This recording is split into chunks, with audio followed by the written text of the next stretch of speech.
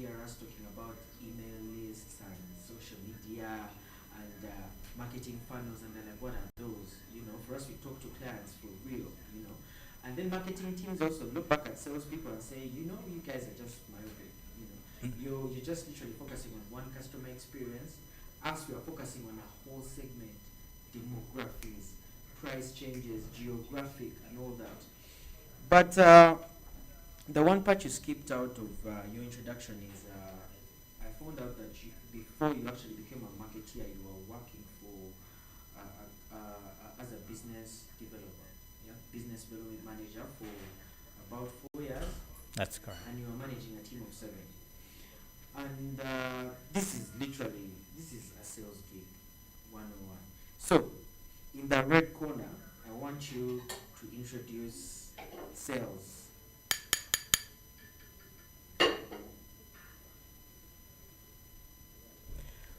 Yeah, there you have it.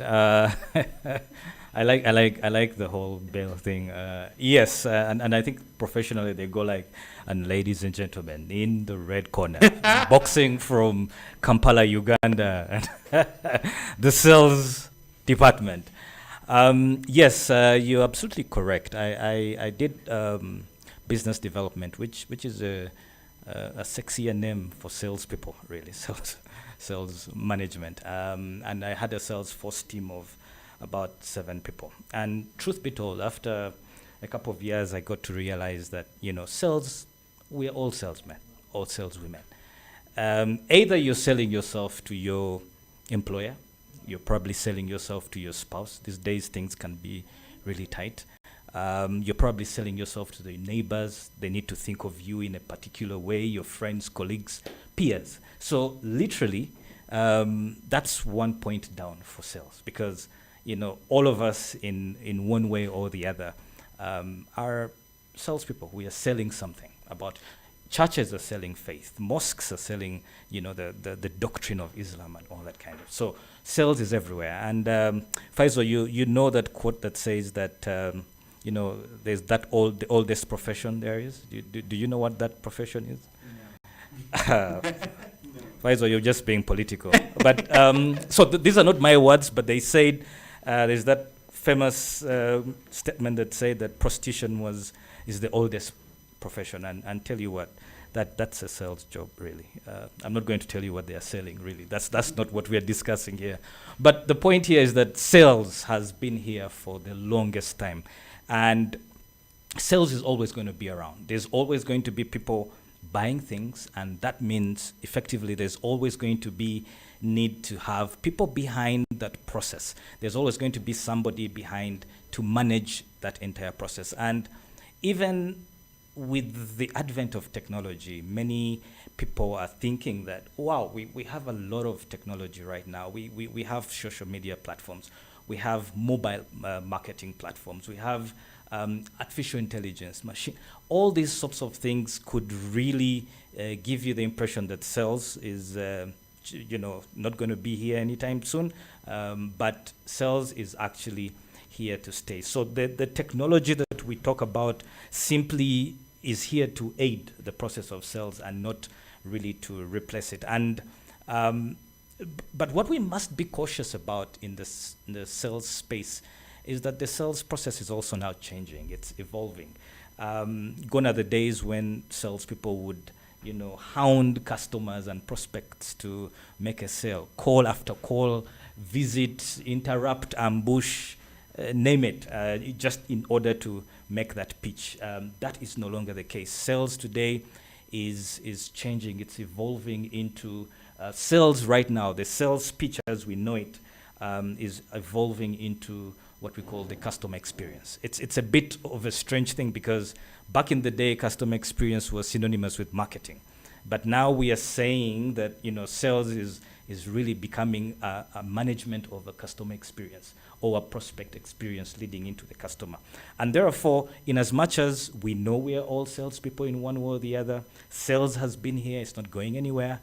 That process, the conventional, traditional sales pitch is changing. And I think we will no longer think of sales as a transaction. We will probably have to start thinking of sales as a relationship, and that's where the change is happening.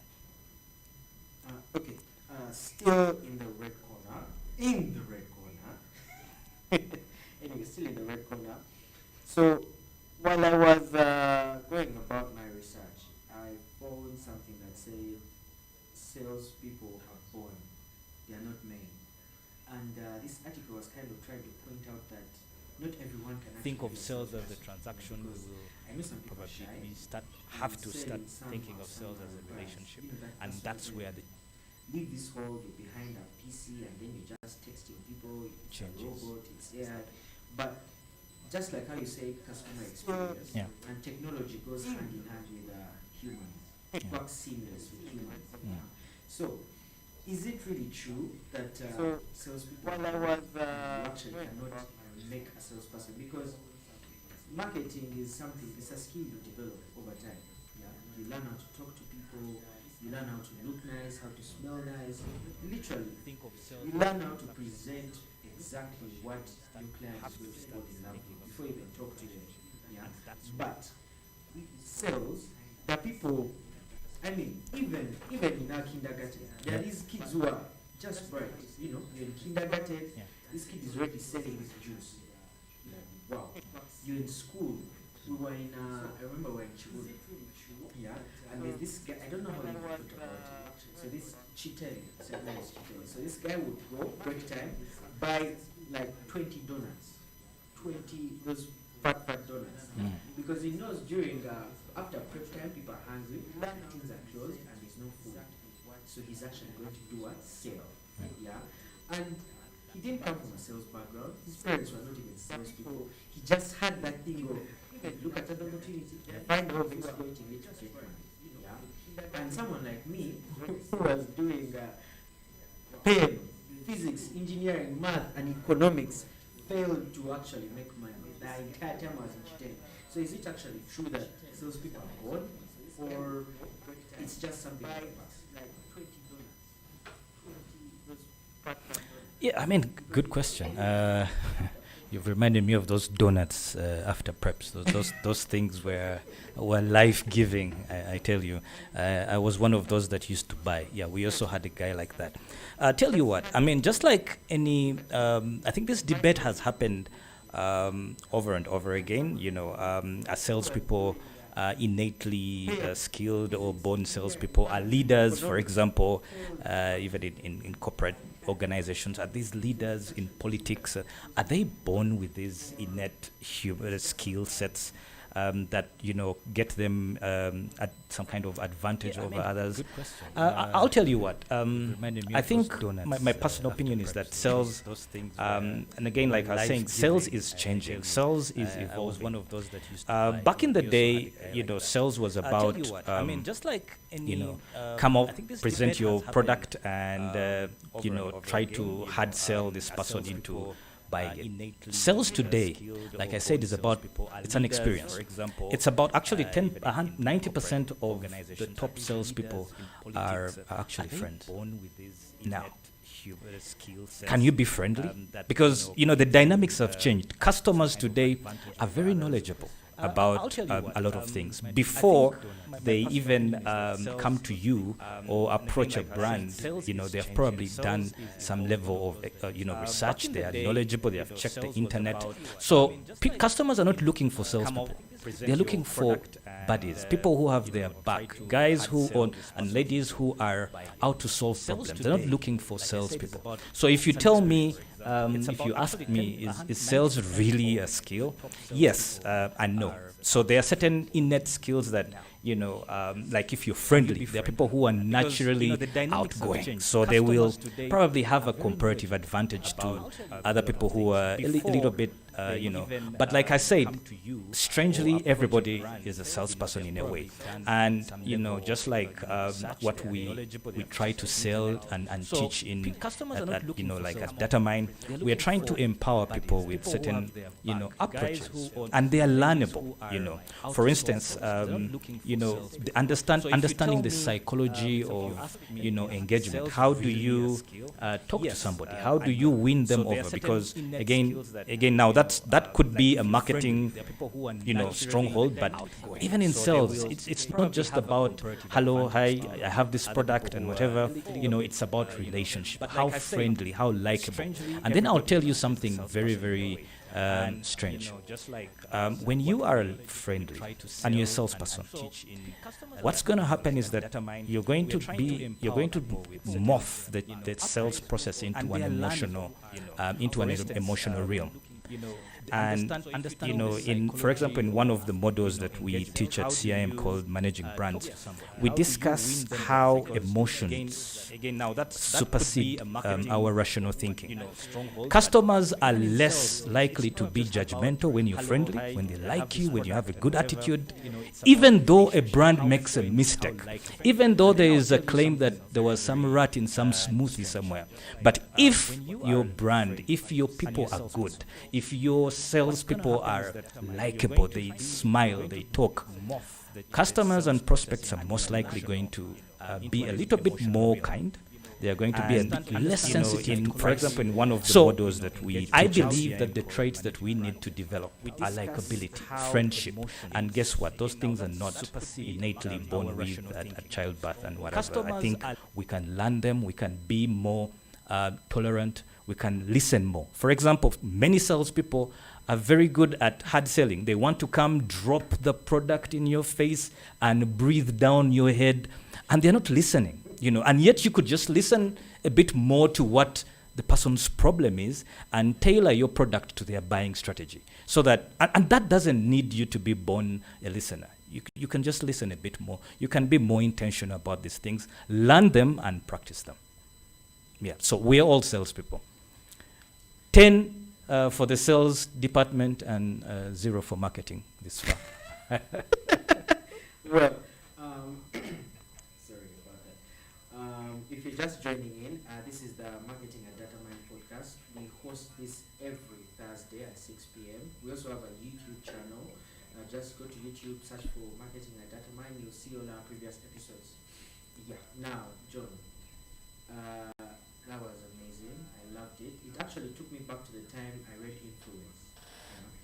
So there's a time I just joined my team, and the 2 people I was working with were amazing. One was called Brian. Had been in the hotel sector for forever. The other one was Nadim. Nadim was a guru with numbers. You tell him your event and he calculate everything for you. And for a procurement officer booking an event, that's all they needed from a salesperson. Yeah. So I tried to walk around with them, copy what they were doing, until Brian sat me down and told me, go look for a book called Influence and read it. Not once, not twice, but 3 times. And some of the things you are mentioning are actually in this book.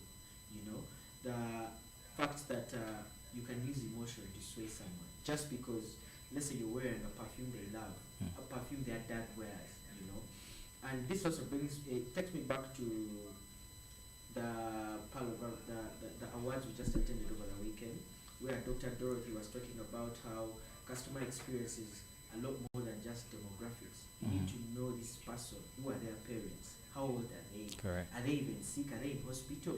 Yeah. So it kind of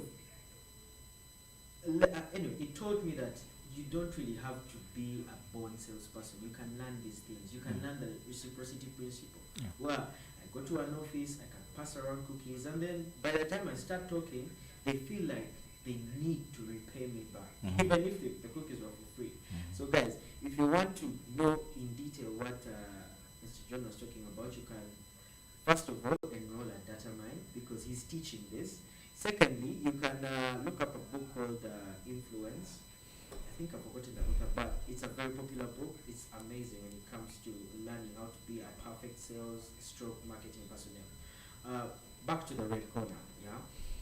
Salespeople, there's this myth of when it comes to marketing, all we need to do is generate leads, yeah. Because I've been part of marketing teams and I've seen the excuses they use sometimes. They're like, we generated 10,000 leads. What are you people doing with the sales team? Asking the sales team. And the sales team is like, Well, you're giving us poor quality leads. You're giving us kids who are in university. You know, they cannot afford to come to buy this product or to come and use this service.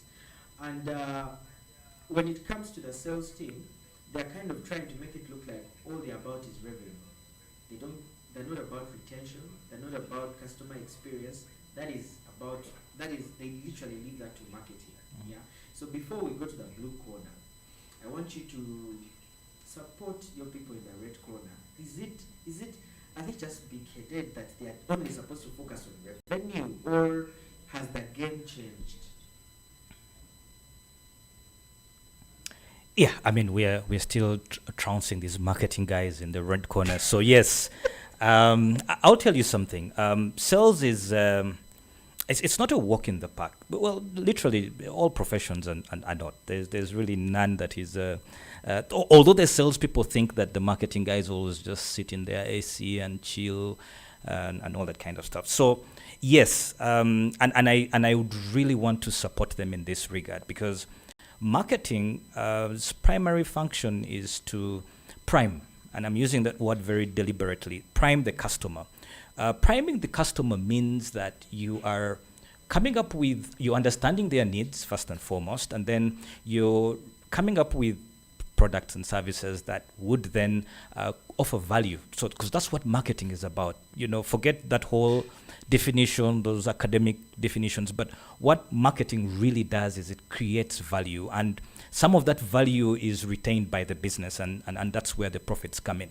So when they create that value, then they communicate that value to the customers effectively. And that requires marketers to understand who they are talking to very precisely. Not wishy-washy, the guys stay in Nalia, they are this, they are. You need to know what do they like, what are their attitudes, what are their beliefs. It has to be such an intricate relationship that these marketers gather. Then create awareness about it, so that by the time the sales guy comes around, because the sales guy, what are they doing? They are coming around to close. They are coming to now, wrap up the conversation and say, oh, by the way, yeah, we heard about that fantastic product, and they just put the icing on the cake, but because marketing sometimes is probably over focused on, say, advertising, because some people think marketing is advertising. Others, it is being online, sending nice tweets, jokes, and whatever. And you have no business. You're not refining your leads. You're not out there to refine and ensure that you're coming up with leveraging technology, for example, to come up with better leads. That are what we call hot leads. What we are doing is we're coming out some marketers, because probably they're not well resourced in terms of tools and all these kinds of things that they need. They come up with very cold leads. So the sales guys, when they go, maybe the advert itself, let's talk about advertising, because maybe that's what people really, maybe the advert isn't communicating through benefits. It's communicating the product, but maybe not the benefits. So the sales guy feels so labored. So I start from scratch. I'm like a sales guy. Listen, I have targets hanging on my head, and I have to spend 1 hour with this guy. And then guess what? The guy has not even understood, So I do twice as much. And then guess what? These marketing chaps are like in their key department. They are chilling and whatever. Me, I'm in the sun, facing customers and potentials and things. There's just such. And obviously I will blame them. I will be like, you guys, your adverts are not telling people exactly what we want them to know. Maybe you're spending too much money. Well, let's get some of that money and hire more salespeople. Because you see, that's a rational conversation. If, for example, we have, instead of 10 salespeople, if we could have 50, our chances of making more sales would be high. And it's a rational conversation. But it is not in and of itself complete. And that's why there's always this bit of misalignment between these departments. That is just one way of looking at it. You know what? You're out of the red corner. You have now been transparent. So, anyway, fast forward to today. you've been working in the marketing sector for about 12 years.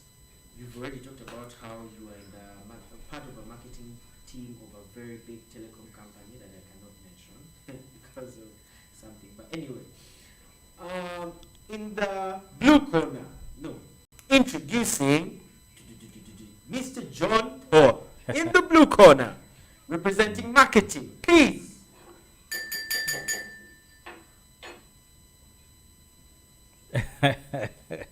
All right. I mean, absolutely. I'm now swinging to the blue corner. First learner. Absolutely wonderful.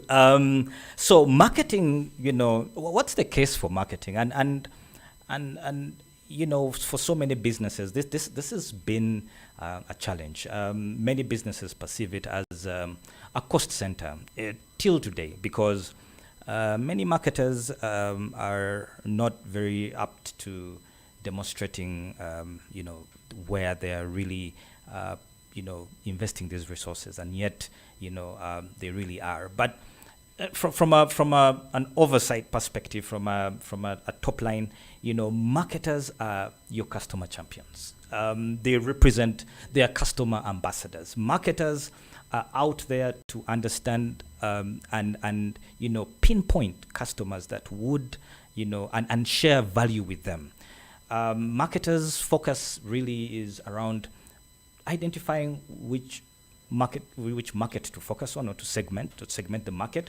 We don't have infinite resources, so you definitely have to pick out an audience that is more aligned to your products and services, understand how you're going to reach them through your targeting elements, and then positioning your product brands or corporate brands into the minds of the customers. Marketers, whereas the salespeople think that the marketers are really, like you said, out of tune with reality. Those guys are never out in the field. They don't know what's going on. They just come up with some ideas and take them to market. But the truth of the matter is, marketers also think that the salespeople are, just too focused on individual sales. So marketers have, oriented themselves and towards a more strategic, more long-term approach to, the profession. That it's all about positioning. If you're positioning your brand, you're dealing with people's perceptions. Changing a perception today, like me, I grew up, believing in certain things. You will find changing perceptions and beliefs and value systems takes a bit of time. So marketing, by discipline, it's a rather long-term thing. It's about understanding and developing, competitive advantage approaches, and this takes time. The one thing that is clear, the common denominator between sales and marketing, I can tell you, is the customer, and that customer is changing. So sometimes it behooves me when we somehow have the same agenda as sales and marketing, we are really, really, truly on the same side. We are supposed to be making the lives of the customer, creating value, communicating value, and providing the value to the customers. We are truly, truly on the same side, but somehow there is always that misalignment. So even for marketing, because our common denominator is usually the customer, could be an internal customer or it could be an external customer. The common denominator is that customer is changing, and therefore, even for the marketers today, we have to address those changes. They are there, they are prevalent, and they are very real. If we seek to use the same tools that we used yesterday to solve sort of today's problems, then we are running a very, very wrong race. Faisal, we're running a very wrong race. Well, for those that are just joining us, this is the Marketing and Data Mind Space. We hold this every Thursday at 6 p.m. And all our previous episodes are actually on our YouTube channel. You can go to YouTube, look for Marketing and Data Mind. So John, back to you. I love how you say both marketing and sales have the same agenda at the end of the day. Yeah. And for me, I started out as a marketeer. Anyway, I started out as an influencer. Let me not lie. Or I started engineer. out, I started out as an engineer, then became an influencer, then joined marketing. Right. And whenever I see these guys going out to say, like, be scared, I'm like, wow, you're going to talk to people in Kasana Right. and all that. And I'm like, I don't feel like that is for me. Mm. But as I did more and more research, I found out that even for marketing, I have to be able to build a customer persona. And I embarrassed myself in front of my then boss because this was a 5-star hotel I was working for. I was literally straight out of campus. And here I was pitching a campaign of free, buy one pizza, get one free for 5-star hotel. So my boss looked at me and said, do you even have a buyer persona? I didn't even know what that meant. Yeah. True. So he's like, you know what, Brian, start going with this boy to the field. And at first I was scared because I thought the field is go on a track, sing to people, guys. You know that hotel on top of the hill? Yeah. Come. That's how I used to see sales. Yeah. So until I got incorporated in these guys, and these guys were cool. Like I used to think marketing was cool, Mm. but sales is amazing. So, which this is how we do it. Yeah. Let's say we've come, we want business from you. Yeah. We show up and say, John, you know gold-headed men are now on the rise, eh? Fabariko. Market. Eh. In Zimbabwe, they're even killing you for gold. Fabariko. So, first of all, it has eliminated that whole point of you have just come to sell, yeah. And for me, I feel like that's how marketing grew out of sales, because at some point in time, salespeople just figured it out. We can't just go tell a person buy this product. You literally have to start a conversation, and for some reason, I feel like that is marketing, because that's what we do on socials. That's what we do in pamphlets, in brochures, on the website. It's conversation. So I understand why during my research I figured it out that CIM, yeah, the Chartered Institute of Marketing, was once a sales institute. They literally just changed into marketing as time went on, but they were actually once a sales institute. So that's 20 marketing, 10 for sales. Yeah. Okay, but what I'm trying to say is, as marketing, I want the customer, I want to make the experience better. And even when I became a salesperson, it was still the same goal. I wanted to make the customer fall in love with me. In that, when I leave my boss, I even go with this customer. Because they're like, wow, that boy is even going to give me free meals and all that. Yeah. Now that we know sales and marketing are supposed to work together, why the animosity? Almost every brand I've worked for, we never get along. Yeah, I really don't know why. Maybe at one company I got to the bottom of it. Sales was jealous because marketing budgets. You've seen marketing budgets; they are insane. And then it came to the salespeople. They give them 50K, transport, food, everything of yours is there, facilitation and everything. So, if we both know that we're supposed to work together, why the animosity?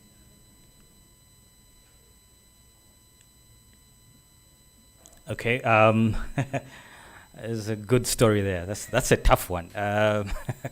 I hope when I go back to work tomorrow, my marketing colleagues don't look at me very strangely and say, "Boss, are we in the same corner here?" But and I think you've rightfully actually addressed it a bit. One side of the question already. But let me just take you back a bit. And you were right. I mean, marketing, in as much as most marketers may not really agree with this, but marketing actually sprung out of a sales sort of. We initially had certain kind of product orientations. It was only one product. You either buy it. I think I remember that with the advent of Ford. Ford had one car and it had one color. So if you wanted any other color of the Ford car, as long as it was black, you'd have it. So ideally, at that point, we were in the product orientation. It was just about the product and its futures. Then we got into the sales because of the industrial revolution, machine and technology came into place. So there was mass production. So it led to the need to go out and sell, because now the products were, overly saturated on the market. So that's where the sales orientation came in. And now people had to go out and, talk to people and entice them about, and then later on, everybody was out there. There were so many products on the market. And now, the marketing orientation came out, because now it was not just about the customer. It was also important to understand who your competitors are. It was also now important to understand the customers a bit better. Somebody might want a fridge, but what kind of fridge do they want? Do they want a self-defrost? What exactly do they do? What size? Some people would even want customized, one with Engineer Faisal, that's the brand name and stuff like that. So marketing sprang out, and just to try and understand customers a little bit better, come up with better products for them that are more in tune with their needs and preferences, and then probably even charge a bit more. And that's where marketing comes up. And then the orientations keep changing. Now we are into holistic marketing, and it's evolving, and that's the reason why you would actually say marketing sprang from sales. So I don't know whether that's another 5 for sales, maybe. Yeah, but so where's this animosity, like you seem to imply? And yes, I agree. In very many departments or organizations, there is that sort of discomfort. Maybe not animosity, but maybe a bit of discomfort. But also, let's just track it by understanding, marketing and sales in SMEs first, before we go maybe to the big companies and stuff. Because this is, sometimes even for SMEs, they don't even bother having a marketing resource or a marketing department. Truth be told, for them, marketing is same as sales, period. Up until a time when maybe the sales guys become overwhelmed, and then they're like, okay, maybe we need to get somebody, or as the companies become more successful, then they think of coming up with a marketing resource or a marketing, just to literally relieve the salespeople of some core duties like branding and what. And actually, sometimes in some organizations, all those people do is print pull-up banners, and and that's it. It's such a very limited scale. But eventually, as organizations keep growing and developing, then they realize that there is need for planning.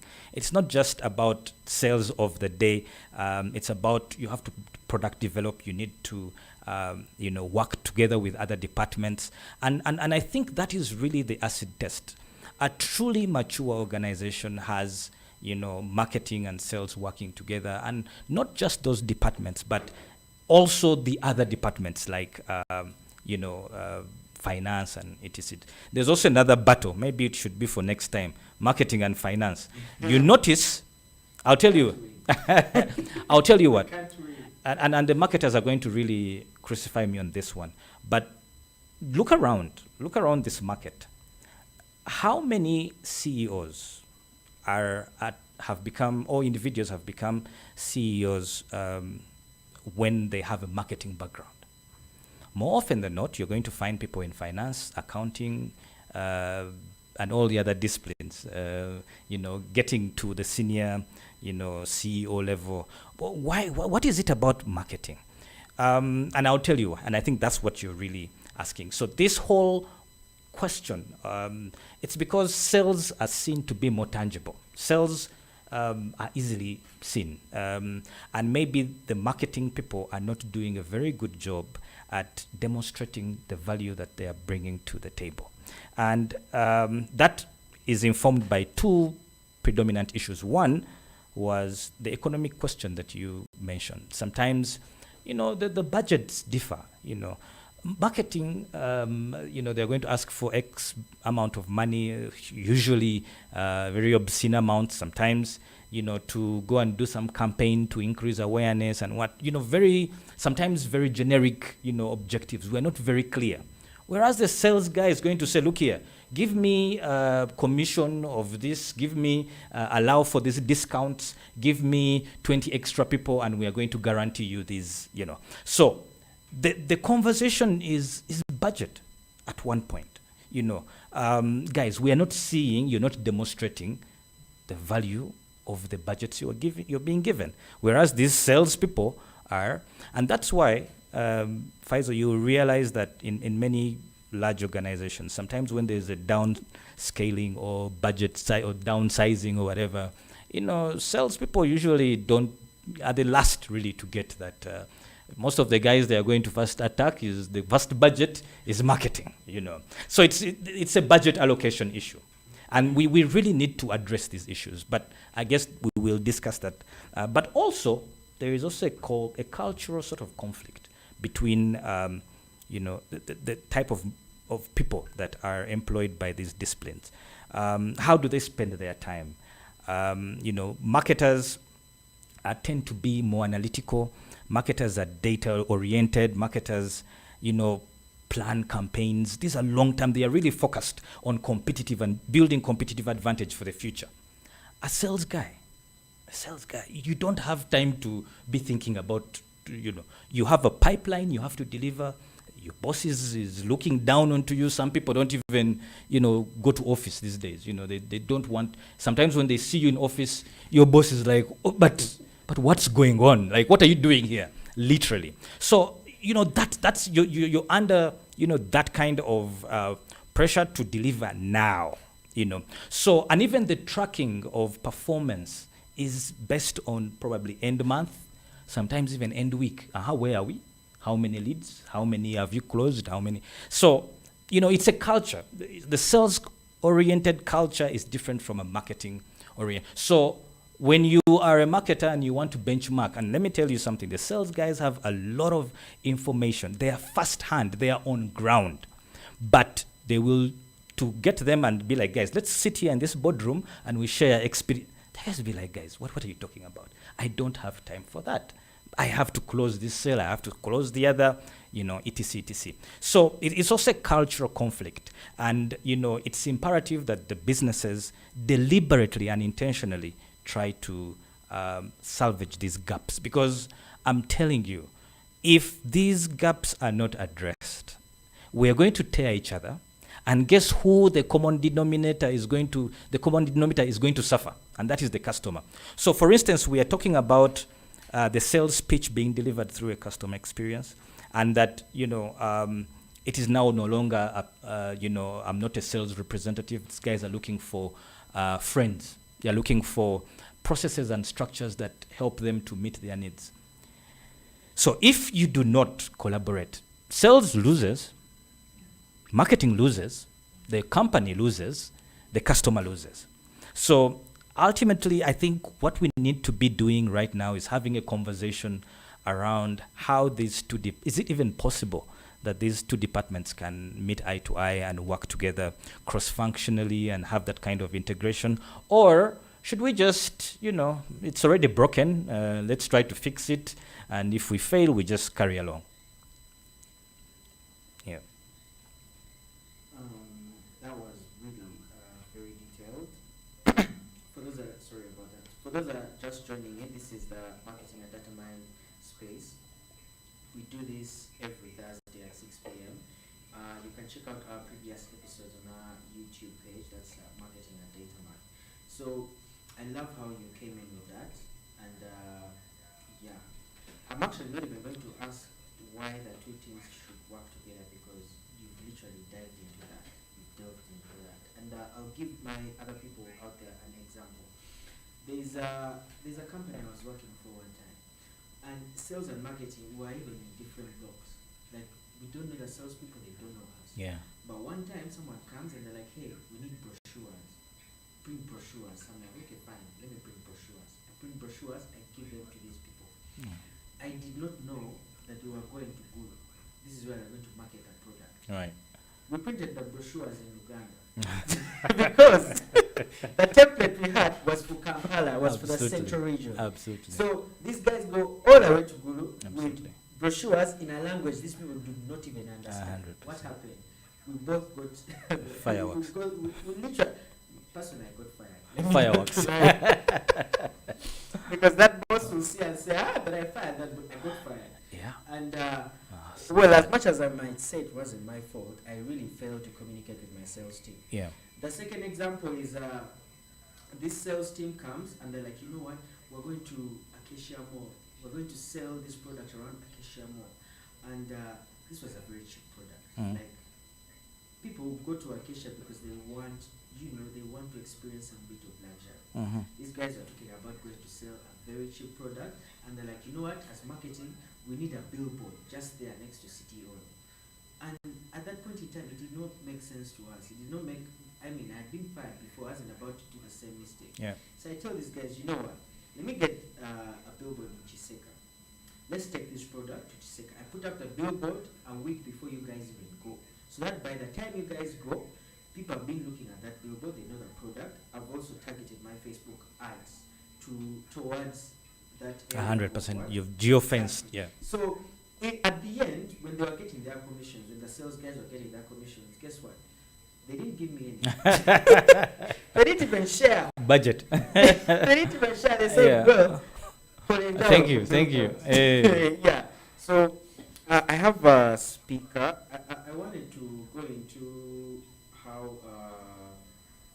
how we can actually advise brands to put some cohesion between Mhm. sales and marketing teams. Right. Because as I was doing some research, I found out now like Rolls-Royce, brands like Rolls-Royce, they have never separated their marketing and sales teams. They are literally together. Mhm. If it's a marketeer on this desk, the next one is a salesperson, then a marketeer, then a salesperson. Yeah. But just before we dive into that, because oh my God, we're running out of time.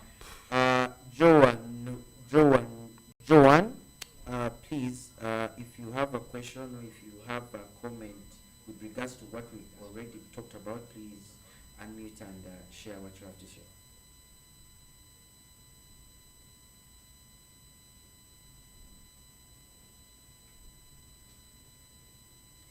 Well, I guess she's still selling. So, John, how can you advise brands out there, brands that are listening in, brands that are going to watch this later on YouTube? How can you advise them to put some cohesion between the sales and marketing teams? Is it even possible? Yeah. Thanks, Faizo. I think I'll just put a disclaimer out there already that it probably is. It is very possible, but it probably won't be that easy. But of course, we have to start, and there are certain very simple ways that we can foster this cross-functional integration. And of course, one of the quick ones is call up Datamine and get registered for this fantastic this fantastic platform. So genuinely, because what people are learning from level 3 up to level 6 is not just about market cross-functional. You do digital corporate communication. You're dealing with corporate reputation. You're dealing with cross-functional integration. All those modules sort of speak to that. But maybe from a more practical place, what can we do to yes, it's expensive. It will probably take time. But I'll probably just share, in the interest of time, of course, we'll just share about 3 or 4 very low-hanging fruit approaches that can help you to sort of create synergy or a form of synergy between these two. Having regular meetings with the teams. And you are right. Many of the leading organizations or businesses have mastered that element of having these two departments work together. Now, let me tell you what that is, Faizo. What that is, because it is difficult, because it is not easy to imitate, that creates absolute competitive advantage. The best teams, and this is my personal opinion, I believe that the best companies in sales and marketing are those that have good execution. I'm telling you, you can have the best strategy, but if you fail on execution, because which are the departments, which 2 departments are responsible for going to market? It is marketing and sales. So if those 2 core departments are not talking to each other regularly, and I'm not saying you need to sit down because it's not going to happen. These guys are, like I told you, they are busy, they have targets. It's not going to happen every week. But businesses must come up with opportunities for these 2 departments to work together. If it means sitting in the same department like Rolls-Royce, on the same floor. Like even at MTN, we are in sync. We are together on the same floor. You hate me, you love me. I'm there. I'm in your face. I have to greet you in the morning. But what that does is that eventually we get to understand how the salespeople think and how they act. And then the salespeople also get to understand how we think and what we are doing. It's about understanding, because they never really know what the marketers are doing. The marketers never know what the salespeople are doing. And if the results are good, everybody shies away. When the results are bad, it really, really becomes a blame game. Two, and a very low-hanging fruit. Having, like you said, you worked at a certain department organization where this marketing was, you didn't know where the sales guys were. In organizations like that, that are structured like that, if a person from marketing probably sit with, they are going to have a quick point of reference. They are going to share feedback. So when that salesperson, of course, has to be very hard-hearted, because they are going to be blasting the guy day in, day out. But what's most important is that they are picking customer-facing feedback that marketing sometimes gets through commissioned research, but these guys are with the customers every day. They are prospecting, they are talking to the customers, they understand their pain points, and that feedback is captured almost in real time. And so that sharing of experiences is very, very important to create that. It has to be a deliberate effort. It just can't happen, just like that. And then maybe lastly, unpacking the what we call that sales funnel. There are so many people that think the sales funnel is morphing and changing, but let me just assume the traditional sales funnel. So usually, like I told you, marketing does most of the pre-engagement. That's where I think you were talking about sales guys down in the funnel saying that, man, the leads that you're bringing through are just hopeless. These are guys who they are not translating. Yes, it's not converting. So the issue is, can we streamline? Can we understand? When you said top funnel that marketers are, working on, what are they doing exactly? Can the salespeople understand? And then what is this salesperson down at the bottom of the funnel doing exactly? And you will be shocked that because people don't sit down, these two departments never sit down on a table to understand what each one is doing in this funnel, in this process. Like we said, we are all doing the same thing, but we just don't know what each one is doing. So that misalignment creates a lot of suspicion, creates a lot of unappreciation, and somehow everybody, the customers figure themselves out eventually, somehow, which is most unfortunate. So we are down to the last 10 minutes of this episode. So for those that have just joined in, I'm seeing Kaiwa, Odo, Sata. So but all of you guys, thank you so much for tuning in. Martin, Kasana, Aida, you've been there the whole time. We also have Uganda Marketers Society tuned in. I'm seeing John has just joined, probably because you did not mention that salespeople are getting primary data. That is called primary data. That's true. But anyway, as we wind up, this is just a reminder. This is the Marketing and Data Mind Space. It happens every Thursday at 6 p.m. If you want to check out our past episodes, that's on our YouTube page, Marketing and Data Mind. Joanne, I'm seeing you've just joined. Oh, Joanne, you've also been online. Thank you so much. Okay, in the last 10 minutes, you've talked about how sales has changed, marketing has changed as well. I just want you to share some practicalities, like what do you mean by this? Of course, I know the report system has changed, but what practical ways has the sales teams changed, or sales in general? And as for marketing as well, of course, we know now there's social media, there's AI, there's VR. Yeah. It's immense, but what practical changes have happened in the two sectors?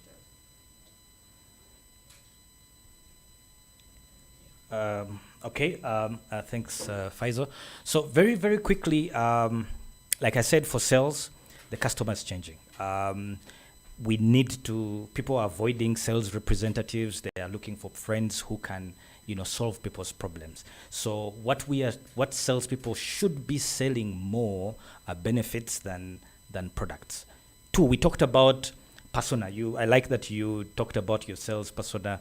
I hope it's likable. It's a likable persona. But like I said, people are looking for friends, and I think this is where that thought leadership strategy usually that is employed by marketers really pans out, because what customers are really looking for are people who are willing to share knowledge and information. And then what that does is that then I get to trust you. It is not about your product anymore. It is because I have this relationship. I know that Faisal has my back. He's my guy. Man, whatever he comes to tell me is on point. So can we salespeople become that for our? It's not about this is the keeper, this is the phone, man. This is your phone. The price, pay slowly. It's not about that. It is. Are you listening? I don't know. Of course, listening. We talked about listening, and of course, leveraging. Many salespeople shy away from tools like digital tools and all the other tools that would help for them if they don't meet you on at my place of work. I do receive very many calls every day, in excess of 80, I would say, a day. And what people are looking for is, hi JP, can we have this fantastic, just give me 5 minutes of your time, and so I keep thinking that, that's not possible. You cannot if you're to meet everybody, 5 minutes, you're never going to do anything. So the point here is, when you're selling, it's no longer about, I want to tell you about this fantastic, leverage, technology, understand, like sometimes there are people who are online. Before you go even to talk to somebody, you want to find out who is this person who, again, leveraging data. For marketers, like we said, it's also changing, and it's not a smooth sail for marketers. In fact, our burden as marketers is even heavier now. And that's why it's important to understand these principles through a program like the Chartered Institute of Marketing that helps you to understand. I'll just talk about 3. There are many, but I'll talk about 3. 1, internal marketing. The ball game is changing. It is no longer about customers. In fact, it's about people, your staff, your employees.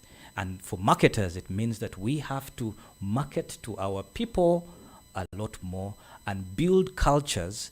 You cannot claim to be innovative when you don't have a supportive culture. Like, for example, you make a mistake, fired, like what happened to you, Faisal. In other learning organizations, because they have cultures, they even reward you because the company has now learned. Others, in very many places here, you make a mistake. So people would rather just lay back. They'd be like, no, let's just play safe. Let's just do the normal things. Where does that put your innovation as a value?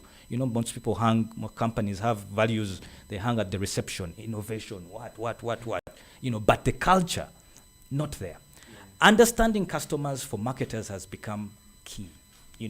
We have to go beyond geographical segmentation. The guys stay in Nalia, Namugongo, they are there. Those are our customer base. It has to go beyond demographics. They are 18 to 20. All that stuff is good, but we need to intimately understand our customers. It is, what do they like? What do they value? Yeezy, £5 billion company, simply positioned his ridiculous rugs that not ridiculous, Jesus, this is it's a public thing, eh? Yeah, so listen, Yeezy and his fantastic the Yeezy brand, that apparel company, they wear literally like drugs and stuff like that. All that is positioned and segmented based on psychographics. Young people are rebellious. They don't want to wear straight. Give them rugs and they're going to love that. They want so anything that is conventional is not going to appeal to them.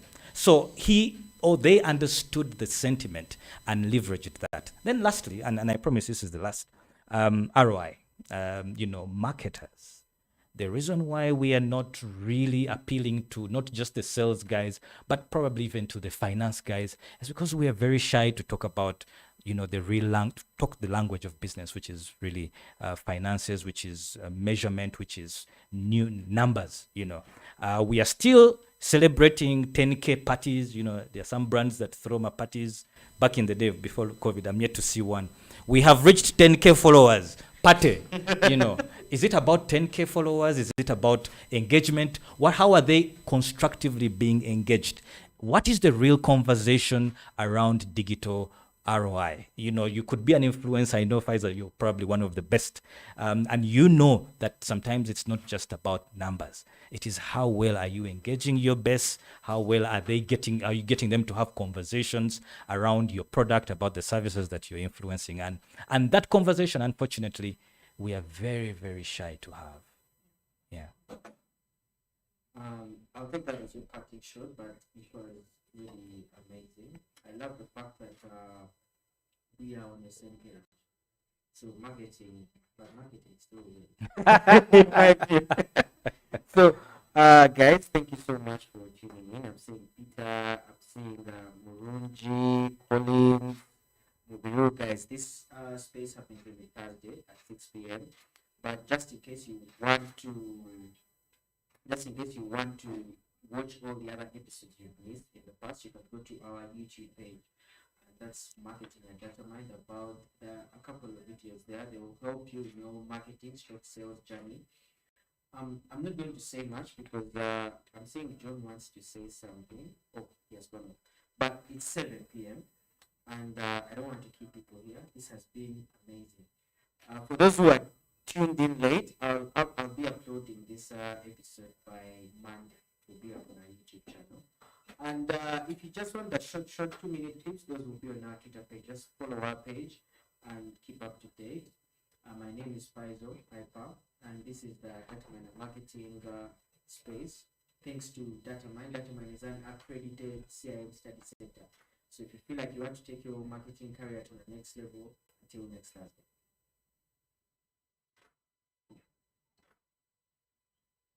There Still, you I have love it. to say about that. I know. Time. I was going to talk about affiliate marketing and however good you are. Yeah. When it comes to affiliate marketing, you have to understand if you put it on Twitter, your followers follow you because you're on Twitter, not because you're going to take them off that platform. Yeah. So